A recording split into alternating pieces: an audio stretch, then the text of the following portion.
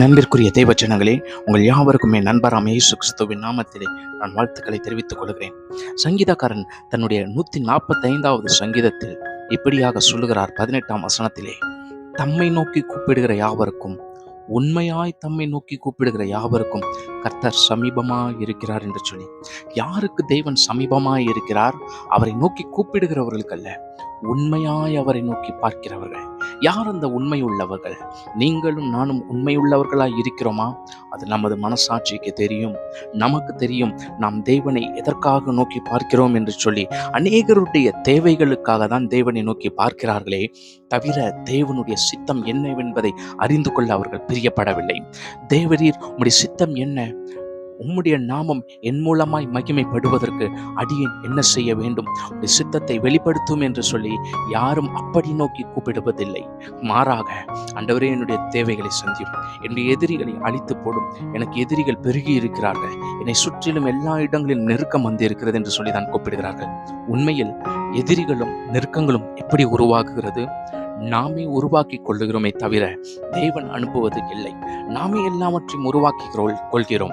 ஆனால் பிறகு ஆண்டவரிடத்தில் போய் முறையிட்டுக் கொள்கிறோம். ஆனால் ஆண்டவர் இங்கே என்ன சொல்கிறார்? என்னை உண்மையாய் நோக்கி கூப்பிடு, நான் உனக்கு சமீபமாய் இருக்கிறேன் என்று சொல்லி. யார் அந்த உண்மை உள்ளவர்கள்? தமக்கு பயந்தவர்களுடைய விருப்பத்தின்படிதான் தேவன் செய்கிறவர் என்று அடுத்த வசனம் 19 அப்படி சொல்லப்பட்டிருக்கிறது.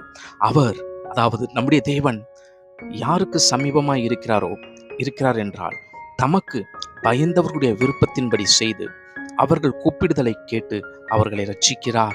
அப்படி என்றால் உண்மையுள்ள மனிதன் யார்?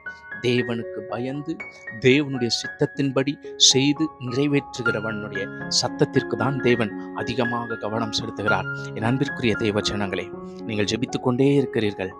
உங்களுடைய தேவைகளுக்கு ஜெபிப்பதை விட, தேவரீர் உம்முடைய சித்தம் என்ன? அதை நான் செய்ய வேண்டும், அது என் வாழ்க்கையில நிறைவேற்ற வேண்டும், என்னுடைய ஆவி, என்னுடைய ஆத்துமா, சரீரம் எல்லாவற்றையும் ஒப்புக் கொடுக்கிறேன் என்று சொல்லி நீங்கள் ஒப்பு கொடுத்து அவருடைய சித்தத்தை அறிந்து அவருடைய சித்தத்தின்படி வாழும் பொழுது, அவருடைய சித்தத்தின்படி உங்களுடைய செய்கைகள், உங்களுடைய கிரியைகள் எல்லாம் இருக்கும் பொழுது தேவன் உங்கள் அருகிலே இருக்கிறார் என்பதை அறிந்து கொள்ளுங்கள்.